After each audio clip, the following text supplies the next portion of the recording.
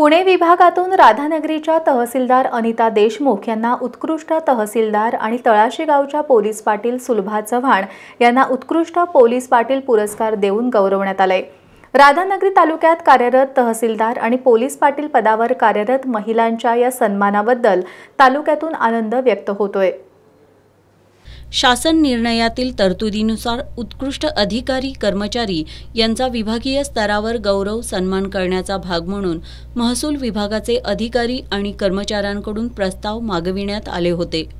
प्रस्तावांच्या छाननीअंती कोल्हापूर जिल्ह्यातील राधानगरीच्या तहसीलदार अनिता देशमुख यांची उत्कृष्ट तहसीलदार तर राधानगरी तालुक्यातील तळाशी इथल्या पोलीस पाटील सुलभा उत्तम चव्हाण यांची उत्कृष्ट पोलीस पाटील या विभागीय पुरस्कारांसाठी निवड करण्यात आली।